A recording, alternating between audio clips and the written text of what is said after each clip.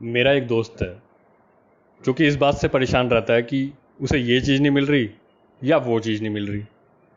कई बार ऐसा भी हुआ है कि हम घर से निकल रहे होते हैं और वो कहता है, यार चाबी नहीं मिल रही, याद नहीं आ रहा कहाँ रखी थी।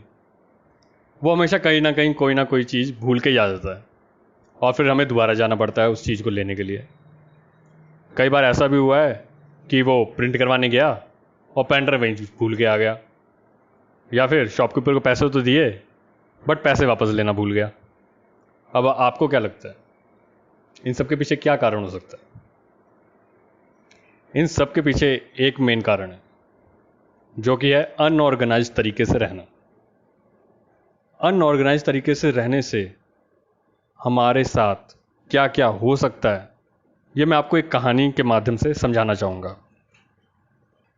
एक बार एक शॉपकीपर होता है जिसका नाम था सुखराम। उसकी बुक्स और नॉवेल्स की दुकान थी। वो बहुत ही अनऑर्गेनाइज्ड और रैंडम तरीके से रहता था। वो अपने कस्टमर्स को बुक्स और नॉवेल्स दिखाता और फिर रैंडमली वापस रख देता। कई बार तो उसका वापस दूर वाले रैक तक जाने का मन नहीं करता था, तो वो क्या करता था कि पास वाले एक टेबल पे ऐसे ही रैंडमली बुक्स रख देता था और कहता बाद में रख देंगे। एक रोज़ उसकी शॉप पे एक कस्टमर आता है और कहता है, भैया ये पैसेज टू इंडिया वाली नॉवल देना।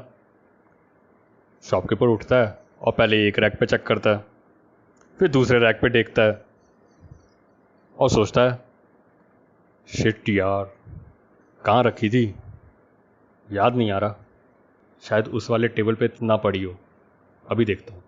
शॉपकीपर टेबल पे पड़ी सारी रैंडम बुक को सर्च करता है और फिर वहाँ पे नहीं मिलती तो शॉपकीपर कस्टमर को बोलता है, सर नॉवल तो है हमारे पास मगर इतनी सारी बुक्स में मिल नहीं रही, आप मुझे 5 मिनट दो, मैं अपने स्टोर से एकदम न्यू बुक ला के देता हूँ आपको।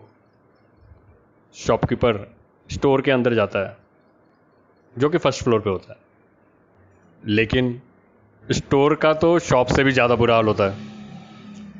अब स्टोर की हालत देख के शॉपकीपर को समुंदर से मोती ढूंढने का काम ज़्यादा आसान लग रहा होता है बजाय यहाँ स्टोर में बुक्स ढूंढने के। और वहीं दूसरी ओर शॉपकीपर को इतना ज़्यादा टाइम लगता देख कस्टमर भी वहाँ से चल देता है और पड़ोस की केके की दुकान में चला जाता है। कस्टमर उनसे नॉवल की डिमांड करता है, एक पर्टिकुलर रैक की ओर बढ़ता है और वहाँ से नॉवल उठाता है और कस्टमर को दे देता है। कस्टमर केक के शॉपकीपर की सर्विस देख के बहुत सेटिस्फाइड होता है और वहाँ से चला जाता है। वहीं दूसरी ओर सुखराम को भी नॉवल मिल जाती है, मगर जब तक वो नॉवल लेके बाहर आता है तब तक कस्टमर जा चुका होता है और वो बहुत दुखी होता है कि उसकी इतनी मेहनत खराब गई और उसकी सेल नहीं हुई। अनऑर्गेनाइज तरीके से रहने के कारण सुखराम को बहुत ज़्यादा लॉस हुआ। एक तो उसका रेवेन्यू लॉस हो गया क्योंकि डायरेक्टली बुक की सेल नहीं हुई, और करंट बुक का लॉस तो हुआ ही हुआ, साथ में उसका टाइम वेस्ट भी बहुत ज़्यादा हुआ। जितना टाइम उसने बुक को ढूंढने में लगाया वो टाइम वो कुछ और प्रोडक्टिव काम में भी लगा सकता था।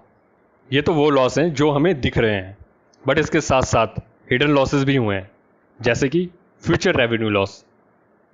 अब वो सेम कस्टमर को कोई और नॉवल लेनी हो तो वो डायरेक्टली कौन सी शॉप में जाएगा? ऑब्वियसली केके की शॉप पे।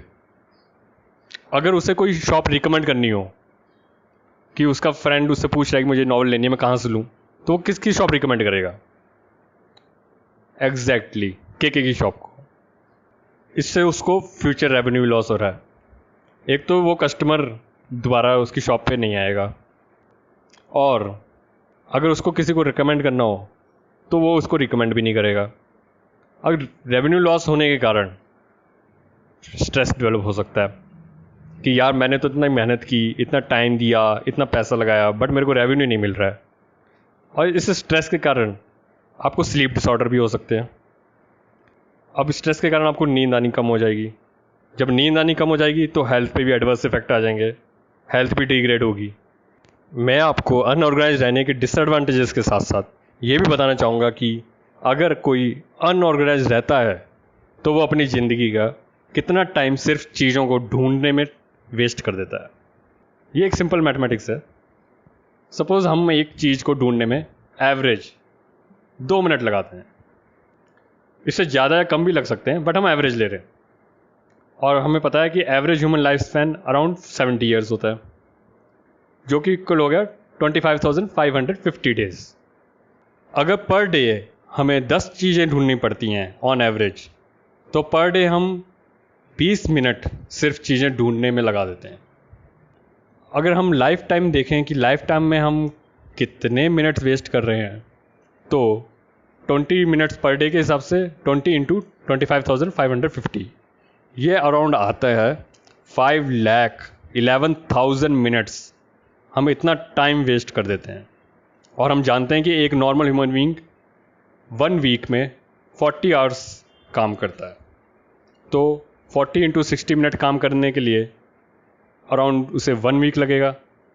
और अगर उसे 5,11,000 मिनट काम करना हो तो उसे अराउंड 1,490 डेज लगेंगे, which is equivalent to 4 years.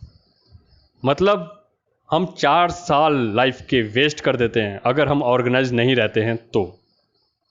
और इस कैलकुलेशन में हमने leap years, holidays, leaves etcetera कुछ भी काउंट नहीं किया है, नहीं तो ये 4 साल से भी ज़्यादा टाइम हो सकता था।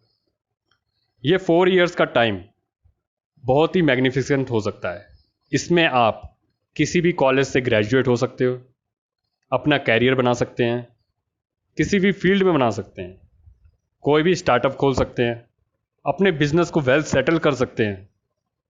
और ये टाइम ऑन एवरेज आप अपनी फिटनेस, हॉबीज़, फैमिलीज, फ्रेंड्स को भी दे सकते हैं। तो हमें अपनी लाइफ में एक वेल ऑर्गेनाइज्ड बंदे की तरह रहना चाहिए। और एक ऑर्गेनाइज पर्सन्स की क्या क्या हैबिट्स होती हैं वो मैं आपको अपनी नेक्स्ट वीडियो में ज़रूर बताऊंगा। अगर आपको ये इन्फॉर्मेशन वैल्यूएबल लगी हो, अपने फ्रेंड्स के साथ ज़रूर शेयर करें। धन्यवाद।